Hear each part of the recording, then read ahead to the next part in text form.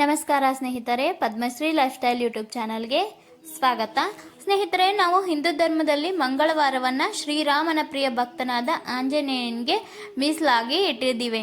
ಜ್ಯೋತಿಷ್ಯ ಶಾಸ್ತ್ರದ ಪ್ರಕಾರ ಹನುಮಂತನು ಮಂಗಳ ಗ್ರಹದೊಂದಿಗೆ ಈ ದಿನ ಒಂದು ವಿಶೇಷವಾದ ಸಂಬಂಧವನ್ನು ಹೊಂದಿರ್ತಾನೆ. ಈ ದಿನ ಹನುಮಂತನನ್ನು ನಾವು ವಿಶೇಷವಾಗಿ ಆರಾಧನೆ, ಪೂಜೆ, ವ್ರತವನ್ನು ಮಾಡ್ತಾ ಇರ್ತೀವಿ. ಆದರೆ ಮಂಗಳವಾರದ ದಿನ ಕೆಲವು ಕೆಲಸಗಳನ್ನು ನಾವು ಗೊತ್ತಿಲ್ದೋ ಮಾಡ್ತಿರ್ತೀವಿ. ಅಂತಹ ಕೆಲವೊಂದು ಕೆಲಸಗಳನ್ನು ಇಲ್ಲಿ ನಿಷೇಧ ಮಾಡಲಾಗಿದೆ. ಇಂತಹ ಕೆಲಸಗಳನ್ನು ಮಾಡಿದ್ರೆ ನಾವು ಜೀವನದಲ್ಲಿ ಸಾಕಷ್ಟು ಕಷ್ಟಗಳನ್ನು, ಅಡೆತಡೆಗಳನ್ನು ಕಾಣಬೇಕಾಗುತ್ತೆ ಅಂತ ಜ್ಯೋತಿಷ್ಯ ಶಾಸ್ತ್ರ ತಿಳಿಸುತ್ತೆ. ಅದರಲ್ಲಿ ಮೊದಲೇದಾಗಿ ಸಾತ್ವಿಕತೆ.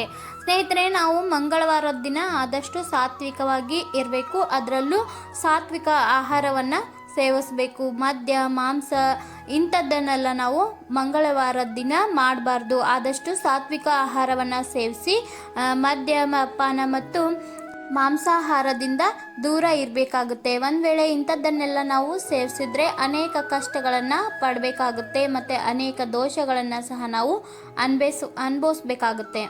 ಆದ್ದರಿಂದ ಈ ಕೆಲವೊಂದು ಪಾಲನೆಗಳನ್ನು ನಾವು ಮಾಡಿದ್ರೆ ನಮ್ಮ ಜೀವನದಲ್ಲಿ ಎಷ್ಟೋ ಬದಲಾವಣೆಗಳನ್ನು ತಂದುಕೊಳ್ಬಹುದು.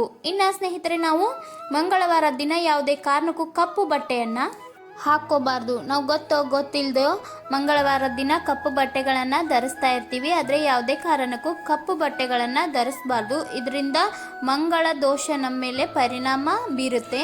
ಅದಕ್ಕೋಸ್ಕರ ಇನ್ನು ನಾವು ಯಾವ ಬಣ್ಣದ ಬಟ್ಟೆಯನ್ನು ಧರಿಸ್ಬೇಕು ಅಂದರೆ, ನೀವು ಆದಷ್ಟು ಕೆಂಪು ವರ್ಣದ ಬಟ್ಟೆಯನ್ನು ಅಥವಾ ಕೇಸರಿ ವರ್ಣದ ಬಟ್ಟೆಯನ್ನು ಅಂದರೆ ಕಿತ್ತಳೆ ಬಣ್ಣದ ಬಟ್ಟೆಯನ್ನು ಸಹ ನಾವು ಧರಿಸ್ಬೋದು. ಇದರಿಂದ ನಮ್ಮ ಮಂಗಳ ದೋಷದ ಪ್ರಭಾವ ಕಡಿಮೆ ಆಗುತ್ತೆ ಅಂತ ನಂಬಿಕೆ ಇದೆ. ಇನ್ನು ನಾವು ಮಂಗಳವಾರದ ದಿನ ಯಾವುದೇ ಕಾರಣಕ್ಕೂ ಉಗುರುಗಳನ್ನು ಕಟ್ ಮಾಡ್ಕೊಳ್ಬಾರ್ದು. ಮತ್ತು ಅದರಲ್ಲೂ ಕ್ಷೌರವನ್ನು ಸಹ ನಾವು ಮಂಗಳವಾರದ ದಿನ ಮಾಡಿಸ್ಕೊಳ್ಬಾರ್ದು. ಇದರಿಂದ ನಾವು ಅನೇಕ ಸಂಕಷ್ಟಗಳನ್ನು ಎದುರಿಸಬೇಕಾಗತ್ತೆ. ಇನ್ನು ಮಂಗಳವಾರ ಉಗುರು ಕಟ್ ಮಾಡ್ಕೊಳ್ಳೋದಾಗಲಿ, ಕ್ಷೌರ ಮಾಡಿಸೋದಾಗಲಿ ಒಂದು ಅಶುಭ ಅಂತ ಹೇಳಲಾಗುತ್ತೆ. ಇದರಿಂದ ನಮ್ಮ ಸಂಪತ್ತು ಮತ್ತು ಬುದ್ಧಿ ನಾಶ ಆಗುತ್ತೆ ಅಂತ ಜ್ಯೋತಿಷ್ಯ ಶಾಸ್ತ್ರ ತಿಳಿಸುತ್ತೆ.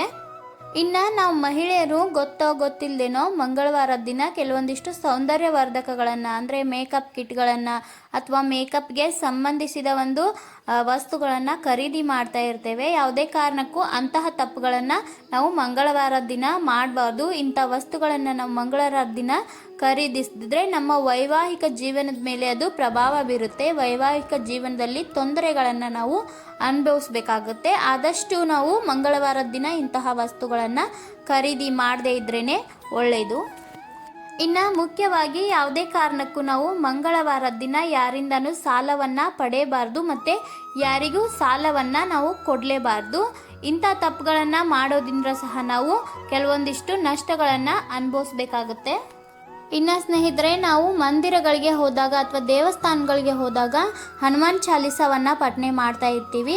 ಆದರೆ ನಾವು ಬೇರೆ ಕಡೆ ಎಲ್ಲ ಗಮನವನ್ನು ಹರಿಸದೆ ಆದಷ್ಟು ಶ್ರದ್ಧಾ ಭಕ್ತಿಯಿಂದ ಹನುಮಾನ್ ಚಾಲೀಸವನ್ನು ಪಠನೆ ಮಾಡಿದ್ರೆ ನಾವು ಒಳ್ಳೆಯ ಶುಭ ಫಲಗಳನ್ನು ಪಡೆಯಬಹುದು.